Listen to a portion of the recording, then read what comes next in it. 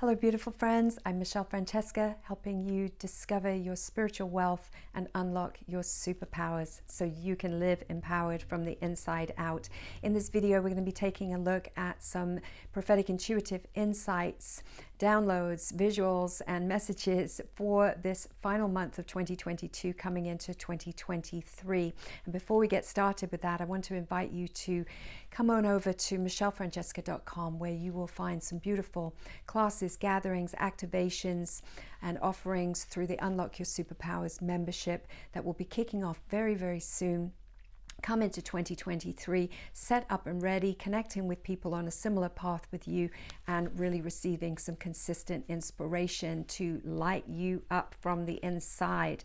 Are we ready for 2023? I think so. The first of the messages that came through this week as I sat and waited on Spirit for guidance was golden ticket. Hearing the words golden ticket, so often we are looking for a golden ticket, like in Charlie and the Chocolate Factory, looking for a golden ticket in all the different chocolate bars that we are trying out. And we might not produce every type of chocolate confectionery under the sun, but the message is you have a taste that's for someone. So be your delicious self. You, in fact, are the golden ticket. You are the gold. You are the treasure. You are the chocolate in somebody's flavor. So be your delicious self. Begin to stir up, tap into your inner technology to get your creative machinery rolling. That might be for someone that's considering starting a business, starting some kind of creative passion, or just you feel dull on the inside and you're looking outward, you're looking outside of you for your golden ticket. The message is you are your own golden ticket and you are somebody's chocolate flavor. So be your delicious self. Number 2, solstice. Very soon we're going to be crossing over out of the darkest day of the year into a season in the Northern Hemisphere where it begins to get lighter and brighter every day. And though we may not see for 3 or 4 months yet the outworkings, the above ground outworkings of growth and new beginnings, the season of light is here. That's the message. The season of light, the energy shift is here. It has happened. The scales have tipped. And we are to live according to that. Don't go only by what you're seeing around you. The full signs of this new beginning are not busting through yet, but the new growth has begun. The new beginning has begun. This is the message. The season of light is here. Live according to that. Thirdly, waves, energetic waves. Pinks and beautiful pink golds coming in, representing an ease, a kindness, a gentleness with ourselves, with our state of being, a compassion rather than a hardness or a judgment. Whereas previously we would perhaps look to ourselves and question and berate ourselves. What am I doing wrong? What's happening? The waves of grace are here in these gentle pinks and golds to remind us that we are constantly viewed with great love. We are constantly held in a warm and loving and accepting and compassionate embrace by the Divine Mother, if you will, that there is one who is in full recognition of everything that we have come through. So we do not need to accuse ourselves or berate ourselves or be harsh with ourselves about what we've done wrong. We can remember that we are all on a journey, that we are all unfolding in our own way and doing the best we can with the light that we have. And there are some beautiful waves, energetic waves of grace that we can ride at this time, grace upon grace, if we will receive it. Waves that are nurturing and of ease and kindness and gentleness that we are to show toward ourselves. And in this way, we'll be able to extend that kind of compassion and grace toward others as well. And this will really serve the shift that we are on the road to making, are in the present right now making.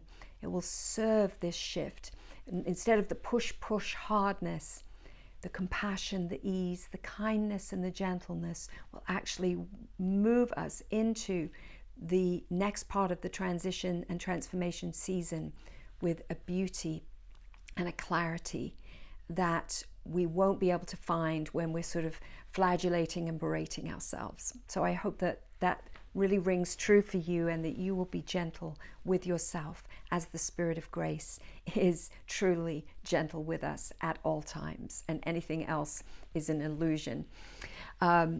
Picture I saw of someone exhausted, number 4, laying in a meadow of green grass on their back beside gentle waters, arms wide open, legs open like in a star shape, and an open heart. Someone who is exhausted, tired, at the end of themselves. That's a good thing as far as this message goes. Exhausted, the end of a season, and they were just laying on this grass on their back in this open star shape with an open heart to the sun penetrating every part of their body, light penetrating every part of their body in a purification process, a restoration process. And here there's a reconceiving, a chance to reconceive ideas and a reconceptualization of even themselves, their own identity as holy, blameless, innocent, the child of God that they are in purity. And the Spirit is saying, lay down. Lay down. The scripture in Psalm 23 says, He makes me lie down in green pastures. Have you ever been in one of those seasons where you won't lay down, so you're made to lie down? I think a few people are probably going through that right now.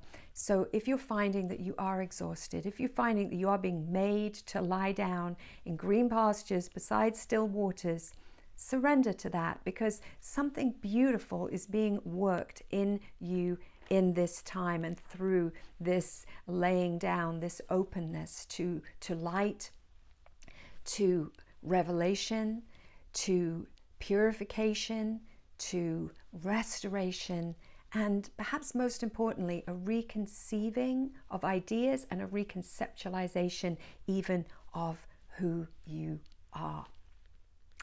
Number 5, I saw a picture of someone with cash or with seed in their hand, carefully and consciously allotting their seed to different compartments, boxes in front. But some of those compartments were not receiving anything. There was a withholding, like, no, that's not essential. I'm not going to put my seed in that compartment or in that box. And I love this because I really believe at this time we are having an energetic expenditure portfolio reworking. We're getting a reworking of where we're putting our energy. Sometimes we can get to a place in life where we are going through the motions. We are kind of on the hamster wheel of life, and we are dishing out financial seed, emotional seed, thought seed, focus seed, without really even realizing what we're doing and how we're spending our energy. And are we even questioning, am I getting a good investment? Am I getting a good return for my investment here? And there's really a strong message here that I'm seeing, that we're to be consciously aware of what it is that we actually have in our hand, not living in an illusion of what we actually have, and using what we have in a much more conscious manner, sowing energetically with care, finances, emotions, relational thought, etc., because not everything is yielding a good return on our energetic expenditures. So really something to consider there. Number 6, and all of these weave beautifully together. I really see that as we move through these. Number 6 was the sparkle and the bubble within. And the message here is that I think many people are beginning to recognize that the sparkly dress that we spend fortunes on and the bubbly champagne on New Year's Eve quickly dulls, and it quickly loses its shine, and it quickly fizzles out, especially if we are kind of putting all of our eggs in the New Year's Eve basket and hoping that that glass of champagne and that toast to a better future is going to make the difference. I think what we really need to attend to here, that I'm seeing in this message, is that the well, the deep well, the unending well of the sparkling, clear, effervescent, living waters within, when they're well tended, will yield daily reasons to celebrate. We're not putting all of our hope eggs in one night, New Year's Eve, that everything's going to suddenly be different. We are learning to tend daily our sparkling rivers of life within. And then when we do this, we will, I believe the message is Spirit saying, have beautiful daily reasons to celebrate, and the sparkle won't lose its shine, and the fizzle won't go out of our New Year celebrations. Number 7, explosions, eruptions, and liquid fire. Wow. Eruptions, like perhaps we're seeing dual eruptions in Hawaii right now with those 2 volcanoes. What a picture for us in the natural of things coming up from the depths. The tectonic plates that shifted a couple of years ago, and I can remember speaking intuitively, prophetically to this, speaking about tectonic plates shifting. I'm hardly like aware of what it is I'm even saying, but I'm unctioned to speak about tectonic plates shifting in the earth and in our lives. Paradigm shifts happening in our lives only now are beginning to cause that surface eruption of some energies, some emotions, some realizations, some awarenesses. The movement began a few years ago, but it is now that we're seeing the eruptions, so that what needs to be brought to the surface can be poured out and purged and come out and actually change effectively and positively change the landscape of our future that we're about to walk into. And the message here with this picture, with this understanding, is to attend to our eruptions with wisdom. And again, I think about how all of this weaves together, the energetic expenditures and the waves, the pink gold, beautiful, compassionate, gentle, easing waves of grace that are coming in. Attend to the eruptions, not with harshness and trying to be careful to perhaps zip it if we're going to erupt all over somebody, but attending to these eruptions with wisdom, attending to these revelations with attentiveness, with care, with understanding. What has to blow, has to blow. What is coming to the surface has to come to the surface, but let's be careful not to inhale the poison. Let's let the paradigm shifts create beautiful rearrangements, not devastating catastrophes.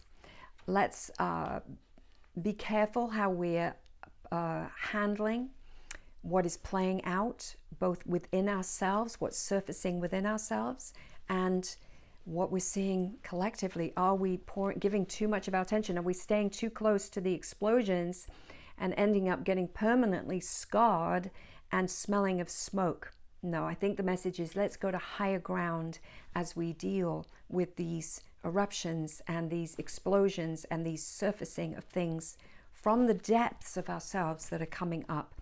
And then we will be able to positively see a change to the landscape of our future that is going to be a beautiful, beautiful land for us to walk into. Number 8, had a dream, a very strong dream, that I would rarely share my dreams publicly, but I felt that this was not just for me. It was a dream of me spilling orange juice on the carpet of someone who I was actually once very, very close to. And we had a big shift, big change between us, and it actually created quite a lot of hurt and quite a lot of pain. And what I'm seeing here is that the orange juice representing life force, representing sunlight juice or zest for life, where it's been spilled, where that life force, where that zest for life has been spilled in some kind of relationship or situation, where there's been a karmic debt, where there's been a karmic result, a loop, it's possible for a clearing. A clearing of that karmic debt is possible. I saw myself in the dream successfully extracting almost every drop of quite a large amount of orange juice, extracting all of it out of that deep pile carpet. And there was a sense of clearing. There was a sense of life force being returned. There was a sense of zest for life being regained, no longer spilled out in thought loops, in memories, in karmic patterns being relived over and over. But I was extracting out back that life force and that energy. And I want to say that this is possible. A clearing is possible at this time, but do not return to the pattern. Let it be complete and then move on with your life. Number 9, I heard the words bloodsuckers, parasitic energies, pythons constricting you to death, even swallowing you whole. Oh my goodness. I think this is actually a very encouraging message that comes with the questions. What is sucking you dry? What is bleeding you slowly?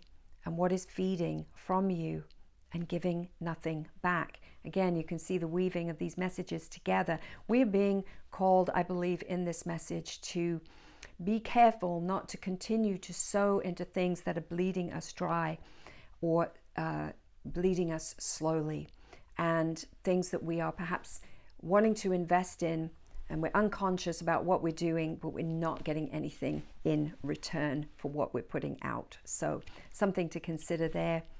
And number 10, build your house upon the rock, upon the pure guidance of spirit. Otherwise, we might be laboring in vain. I saw a picture with these words of a gingerbread house glued together, if you can call it that, with sugary cream, sugary substance, and one little tap and it began to crumble. And the message here is, what are we building and what are we building with? Are we building under the pure guidance of spirit?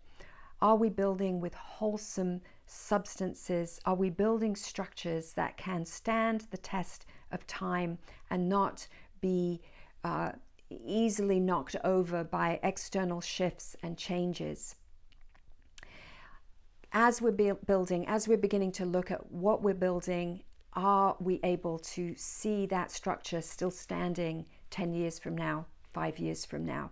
Or are we only building with short sight for the very short term? Just something to consider, to build our house upon that which is solid, something that will last, and something that will be a structure that we can be so sure of and so clear about because we've built it under the guidance of spirit.